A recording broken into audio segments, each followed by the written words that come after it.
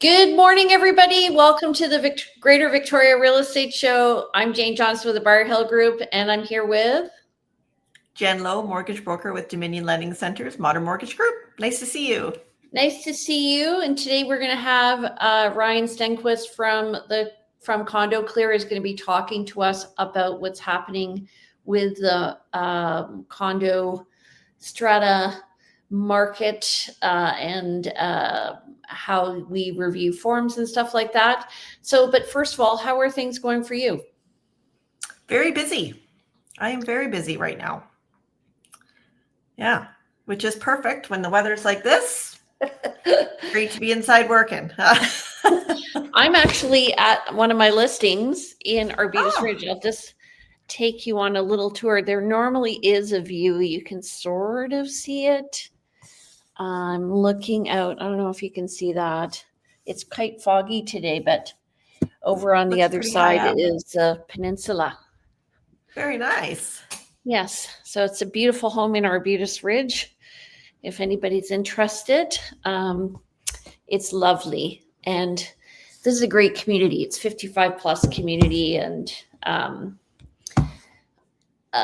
lots to see and do here. So especially if you're not from Victoria and you're looking for a community, it's a great place to move into. Nice. Anyway, I'm a bit discombobulated, so we're going to bring on Ryan, and hopefully he's there. There he is. Hello, Ryan. How are you doing? Good morning. I'm great. How are you guys doing? We're doing great. Good. So, Ryan, tell us what you do, actually. So I'm the founder of Condo Clear, and what we do primarily is review and summarize strata documents for buyers and realtors all over the province. And how long have you guys been around?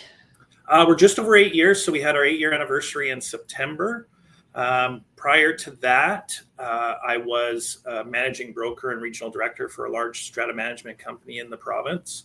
And I was actually thinking about becoming a mortgage broker at one point. And I was kind of thinking, okay, yeah, if I'm a mortgage broker, how can I leverage my experience with strata corporations to help me out as a mortgage broker? And I came up with the concept of, I could review people's strata documents. And then that literally in the span of one night, I was laying in bed thinking about this at about 11 o'clock at night. And then the thought popped into my head and it was kind of a light bulb moment.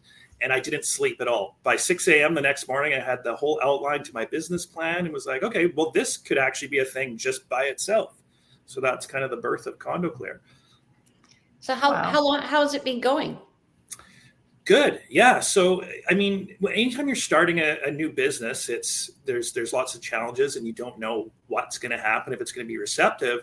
But that's kind of compounded when you're starting a brand new service altogether. Prior to Condo Clear, there was no strata document review services in BC at all. So we were the first. So it's not only starting a new company and trying to get traction there, but you're also introducing a whole entirely new service that didn't exist previously, right? So we've grown quite well despite a almost complete lack of marketing. Yep, Jen? It's amazing actually, because basically where I've used or recommended Condo Clear, I mean, it takes the dryness out of clients reading through months and months of strata documents. And I understand, so you basically break it down, confirm if there's any issues. Is that about right? Yeah, that's right. And dryness is a good term for it because it's not often very exciting reading through these things. No. The other part of it too, and we've had this comment from people is like, well, I can read the minutes and I can read the financials, and absolutely, yeah, anybody can read that if you have the time and desire. The problem is there's a lot of nuance involved, so it's really easy to miss things if you don't know the ins and outs of strata corporations. And one of the things that's been really interesting with Condo Clear, I mean, we're reading hundreds of pages of strata documents every day, which can get kind of monotonous, but we are faced pretty much on a weekly basis, even though we've been doing this for 8 years, we are faced with new scenarios that we've never seen before. So that's when it kind of gets exciting for us and our nerdy selves, where you see something and then it kind of turns into a bit of an investigation, right? Like I always say that reviewing strata documents is like trying to put a puzzle together, but you don't actually know what the final picture is. Well, I imagine though that, you've been reviewing certain buildings and they come up again and again and again. I'm guessing that you really focus on Victoria, or is it all over the province? We are all over the province. Victoria is our primary market, just because that's where I live. That's where I have the connections. That's where we've had the biggest uptake of using our services. But we do a lot in the Okanagan. We're starting to grow more in the Lower Mainland. When I first started Condo Clear, I kind of had I envisioned slow, controlled growth. I didn't want things to get too busy too fast. So I actively did not market in the Lower Mainland at all, because there's 15,000 realtors there and tens of thousands of strata deals. And we just couldn't handle that level of business. Now we are in the midst of expanding and trying to be more available to realtors and buyers all over the province. Right, because people are looking, I guess, for a number of things, right? They're looking for the financials and figuring out whether or not there's a depreciation report and whether or not it's even being followed. Because sometimes, in some cases, in small stratas, they don't have depreciation reports. They're also looking at, I guess, I don't know if you look at the kind of political side of issues around noise and maybe like how the strata is functioning as a whole. And then you're also looking at kind of the nuts and bolts of the complex itself, of like all the structures. I would say like the 5 main systems: roof, plumbing, wiring, elevator, foundation, garage, all that stuff. And I imagine you're getting a picture of the strata over time as you're reviewing it again and again and again. Is that true? Yeah, absolutely. And especially in the Victoria area, where we do between 20 to 30% of all the strata deals in the greater Victoria area. So we do see a lot of buildings over and over again. So that's helpful when it comes to providing that kind of historical information. So we're at the point now where if we reviewed a building 6 years ago, that information typically wouldn't be available to buyers today. But because we have that information, we can provide longer forecasts as far as financial history, what their year-end balances have been, what their strata fee increases have been over a much greater period than just that 2 years, right? So that's handy. Yep.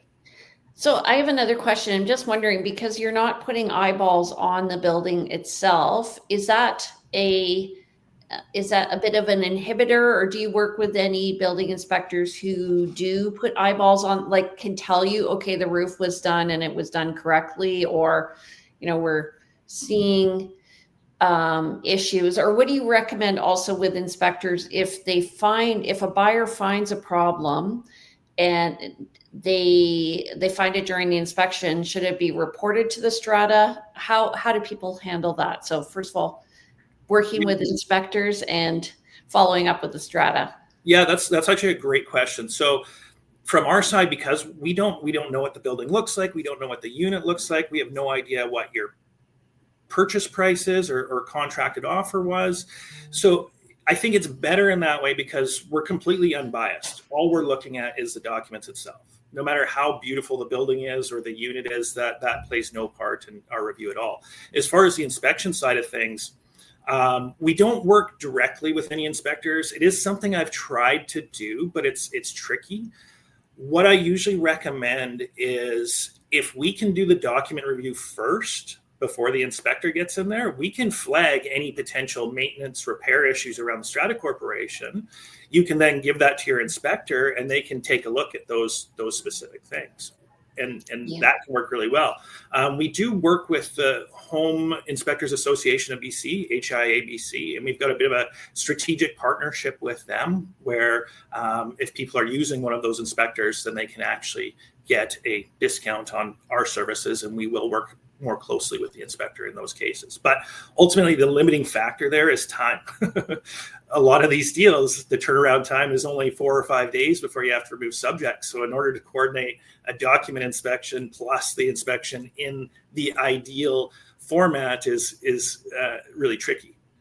Plus, I find a lot of building inspectors don't actually look at the whole building. They look at the condo itself. So you want to find a building inspector for a strata who can look at the whole building, get in and see what, like the boiler, maybe the common boiler, how the elevator's doing, if there are issues with the roof.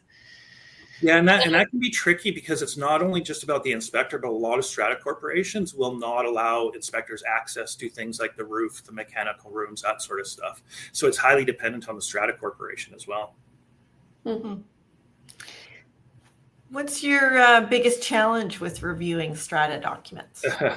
Well, I'm sure Jane can identify with this, and this is something that I did not foresee being as big of a problem as it is, but getting your hands on the documents is incredibly difficult. The stat is when we receive the document package, the initial one, when people place an order with us, over 95%, probably closer to 98 or 99% of them are missing documents. So the first stage of our process is once we see that package, we go through it, we organize it, we title it in a way that makes sense, because oftentimes it's just a mess of documents thrown into a zip folder. And then we send back the realtor and the buyer a list of anything that's missing or things that we recommend looking at. And even with doing that, we often end up doing the reviews still without all the documents, because trying to get those from the strata corporation or the management company is a much more prolonged and challenging process than I think it should be. Yeah, and often we find on our end anyway that we're requesting them and we're not getting them. And or things like the Form B are incorrect. So we're actually not always sure we're getting the correct information to provide to the buyers, but we have to depend on it. So it is handy to have a third party review it. Yeah, and that's as far as errors on the Form Bs. This is another big issue that we see on a weekly basis. I mean, probably multiple times a week.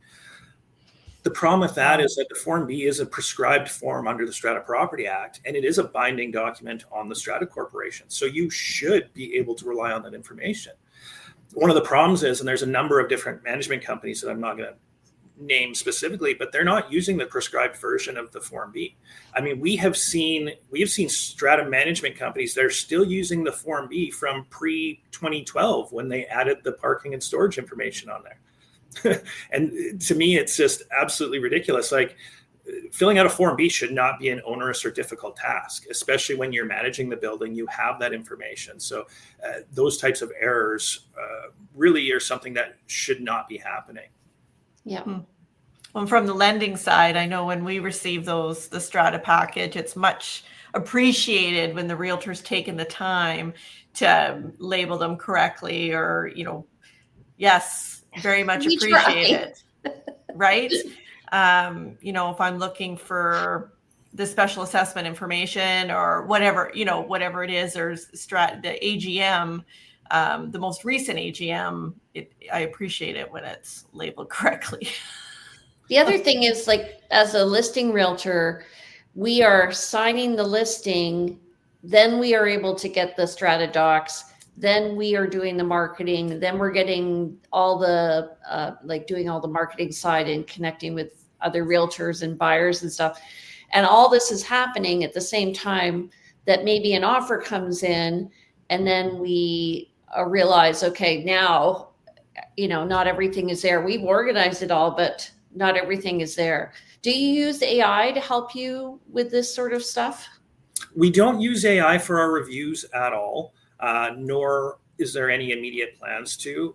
There are AI options out there, and I am a big fan of AI. We use it for drafting our marketing stuff and different things like that. And I find I look at AI as a really good administrative assistant. It really helps you get things going, but it can't do 100% of the jobs that I've found at all.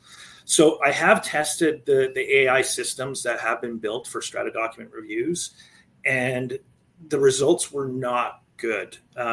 There's three main ones in BC that I'm aware of at this point. And about 10 months ago, I did a full-on comparison with one of our reviews, and then I stuck those same documents through these AI systems. And at a minimum between those three systems is they missed at least 40 points of information, and they were flat out wrong on at least 12 of them. 12 things where they stated something, and then it turned out to not be accurate at all, which is scary because even one of those points of information being wrong could potentially stick your buyers in a really bad situation and yourself as a realtor, right? So going back to the labeling the documents and organizing them, that is an area that we have started using AI, because when you're going through and manually looking at those documents and retitling them and stuff, that can take an hour to an hour and a half of our time just organizing them. So we have actually built a system where AI helps us label those in a specific way and tells us what's there. And that's something that I'm working on right now, where we do offer a service for listing agents where we go through and organize the documents and give you back a list of anything that's missing, retitle them. But with the AI system that we're using, I'm hoping in the next few months we'll actually be able to release that as a really cheap or potentially even free service for buyers, strata corporations, realtors, et cetera, to use just to help organize their documents. I also find that, sometimes you're requesting documents. I know in our case that the document isn't there. Like there is no document. It's referred to maybe, but it actually never came out. Yeah, that does come up. The amount of times that, because we are very thorough when we're going through the documents, because again, and this is something that I get questions from buyers and realtors all the time, is this document important? And ultimately the answer is maybe. We don't know until we actually see the document. But any of the things that we request as our standard checklist of documents, there could be material information in any one of those documents that could affect a buyer's decision, right? So when we request those things, we have gotten the default response from strata corporations or management companies multiple times where they say, oh, that document doesn't exist. And we say, oh, well, interesting, because you mentioned it in the March 2025 minutes, and then again in the June 2025 minutes. And then amazingly, that document just happens to appear out of thin air. And I've been through that process. I don't know how many times. It's very, very rare where we point something out that is missing, that it doesn't actually exist. That is the default answer that we get from stratas a lot of the time. But in reality, that document typically ends up being produced eventually. That would bring me huge satisfaction getting a copy of that document. Jen, I love that. Jen, what do you find is the biggest issue with strata docs and review? The organization of it, like just getting the package and it just being a disaster, and the time that I have to then take to go through and find what I'm needing. I mean, lenders don't want to look at strata documents, really honestly. They avoid it. Quite often we just have to provide a copy of the Form B. And as long as that's accurate and correct, then we're good. But if there's any issues noted on the Form B or special assessments or other things, then the lender will ask for strata documents. It would be really helpful if people actually also labeled the documents Form B. Yes. Because sometimes like EPS, blah, blah, blah, which is a strata number. And I'm like, oh my God, I have to go through all of them to get to the Form B. So we actually relabeled them. Same with the depreciation report, because those are important.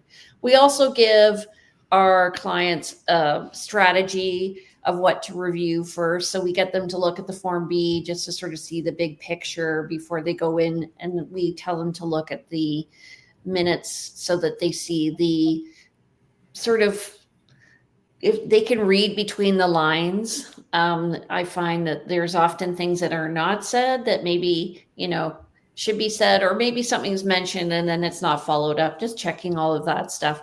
So, and then we invite them if they want to go through it with us as well. But often they're overwhelmed, I'm finding. So it does help to have a third party review them for sure. And that's a really good point that you said, is reading between the lines. And that's a lot of what we do, is reading between the lines. Like, what are they saying versus what are they not saying? And Yeah. so we often, it'll at least kind of pique your interest about a certain thing, and then to pay attention to that certain thing. Because in an ideal world, it would be very clear. In the minutes, they'd say, oh, we're expecting a special levy of $500,000 coming up in 2026. But in reality, you have to put together a whole bunch of different pieces of information to come to those kinds of conclusions.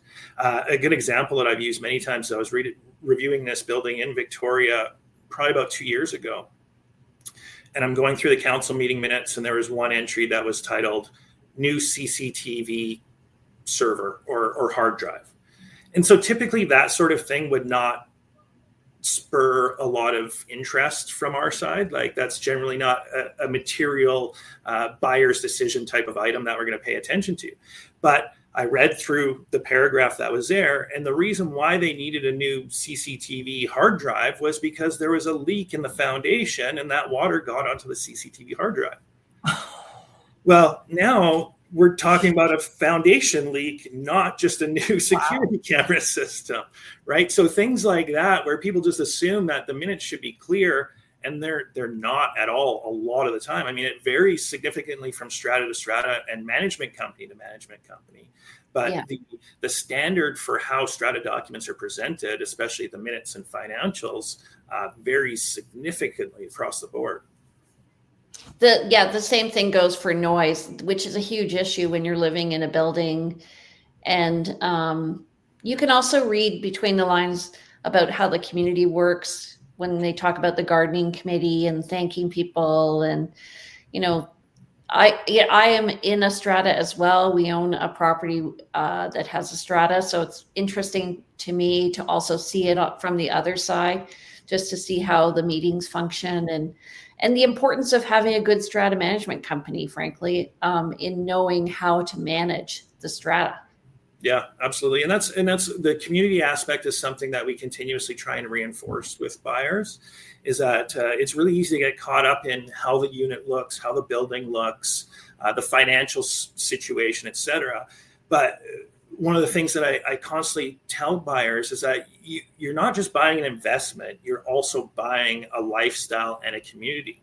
Mm-hmm. And if your interests or your stage of life doesn't meld well with your neighbors, you can have a lot of friction there. And back when I was managing strata properties, there's a number of times where people bought units, moved into the building, and then listed it 6 months later just because they didn't like the community.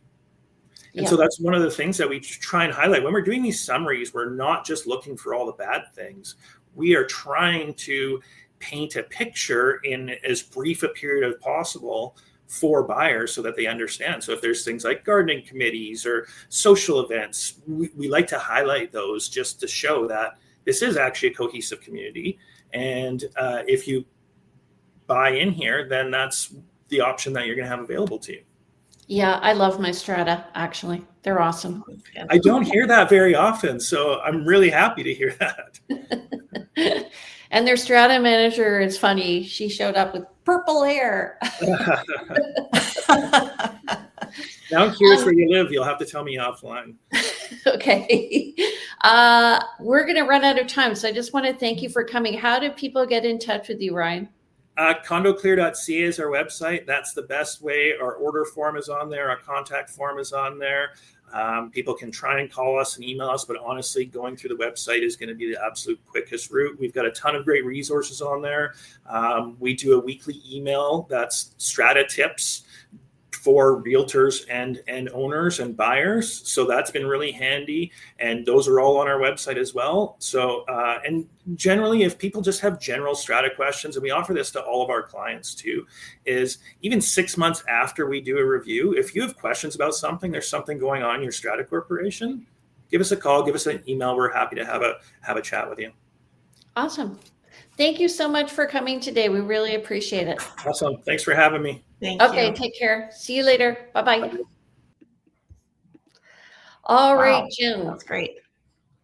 We're just going to move on to the second part of the show, which is your financing and then the stats. So what's going on with financing? Anything exciting? Nothing too exciting. I mean, well, we've got the next rate announcement is on December 10th by the Bank of Canada. Right now, the current expectation is that there's not going to be a further reduction in 2025. What we have seen is a bit of a relief for variable rate mortgage holders. And those variable rates are now, there's rates around 3.6, 3.7% for a variable. Sort of the sweet spot for fixed rates right now is about 3.79 for a 3-year. So And why 3-year? Why not 5-year? So the 5-year is higher right now. It's a little bit higher. I mean, not significantly, like we're talking 3.79 to 3.94. But yeah, I mean, sometimes that concerns me a little bit because you wonder what the expectation or thought is for where rates are going to be in 3 years. Because yeah, ultimately the banks do know more than we do. Right. Yeah. Okay, so let's just see thank you very much for that. Let's just see what's You're going on welcome. with the stats. And I'm going to have to lean in here. I'll do it too so that we can do it together. Yeah. I'm on my laptop. Okay, so this week we had 198 new listings as compared to 227 for last year. And we can expect, or last week, we can expect them to go down as we go through the year. We have 118 pending, and that's compared to 149 over the last 7 days, and price decreases were at 114. So this is interesting because the pending and the rate decreases have been pretty much on par for the past few weeks. And then expired listings are 62 for this week and 57 last week. And we are finding that people are starting to take their house off the market. So if you are interested in selling, it actually is a good time to keep your house on the market just because you're going to have less competition. Good point. Sorry? Good point. Yeah. So the list to sale ratio right now is still pretty high over the past 7 days of 59.6%, but it is down from last week, which was at 65%. So, and then for year over year, month to date, we have 119. I hate it when it does this. Sorry, it is over the number. 119 net unconditional sales, and that's compared to, can you read that number next to it? 551. Okay, and that's for the whole month last year. And then the next number, 249 pending, and that's compared to 802, same month last year. Okay. And then total active listings, we're coming down at 3288, and that's compared to 2836 last year. And I remember last year thinking November was hot. We actually just reviewed our stats. We sold 11 homes last year in November, and this year we're very slow, I'm finding. Oh, interesting.